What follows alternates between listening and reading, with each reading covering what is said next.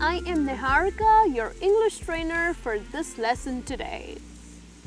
I'm so glad that you could make it for another lesson with me because this will take you to the right approach to learning. Yeah, well, I guess the birds want to learn too, right? But you may wonder, what is the wrong approach then? Are you wondering? Well, you need to ask yourself a very honest question. When you have to answer a question in English, do you think about the answer in your native tongue? Or do you try to translate it in English? And do you get frustrated when you find out that this was just wasting your time and it actually didn't help you to learn? Yeah, because your English would not get any better if you think in your native language. Yes, you need to stop translating your native tongue and start thinking in English. Do you think it sounds easier than done? I don't think so. Because I'm going to show you a few steps that will teach you to think in English. And that will definitely increase your English fluency in no time. So stay tuned with me. Meanwhile, we discover how to learn English the right way. And firstly, you need to work out. No, I'm not talking about hitting the gym. I am talking about exercising your English language muscle. Yes. Did you know that on an average, you might know at least minimum of 2 or 3 languages? So let's just assume that you were born in India and you grew up learning 3 languages. Now, which happen to be your native languages? And the third language is English. Now, the first 2 languages get spoken the most because you speak them with your parents, with your friends, with the postman, with the driver, with the taxi driver. Now, just about everyone. So you are exercising the native language muscles in your brain. Now, because speaking any language excessively exercises the muscle of that particular language too. How about working out this for English too? Now, if you speak English only to your teacher in school, or probably just a span of 1 hour with your friends, are you gonna get fluent in English? Are you gonna be fluent enough? Therefore, the idea to train your English muscle to be used a lot more than you do. In order to do that, you need to first buy an online or probably an English dictionary. That will give you the meaning of words in English. Now, it doesn't translate into any other language. Yeah, make sure that it's purely an English dictionary. You will learn its meaning and definitely this will help you to make a sentence too. Now, this is essential. Well, it means that you are going to get more exposure to English language because you're not only learning a new English word, but in your mind, you get a chance to think about it on how and where you can use this word in the right manner. Now, the more you indulge in that, the more you're working out the English muscles. So, that makes your English stronger. And of course, it makes you think more in English language than in your native language. Well, here's the next thing. Well, thinking in English. Now that you have already started working out that English muscle, well, try thinking in English too.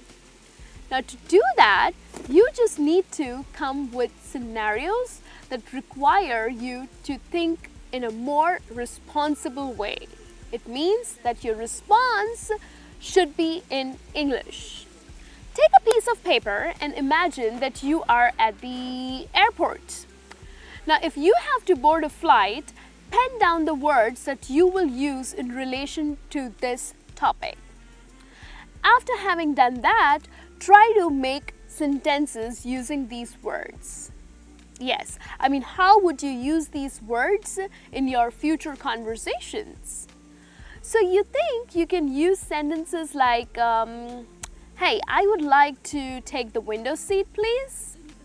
Or if you are going to be in the flight and you see a flight attendant and you need something, try to practice that. Yes, English is based on anyone who believes that if you work out on the scenarios and be prepared, oh, your English conversations are going to be so much fun. Next is correcting yourself. So important. I mean, people think that when you are speaking in English, probably you're not making mistakes. Of course, we all do mistakes, be it learning a new language, learning a new skill, be it anything. But what's the integral part of learning? Well, you learn from your mistakes only if these mistakes are corrected. So since we are going to learn English, it is an important thing that we correct ourselves. Now, how do you do that?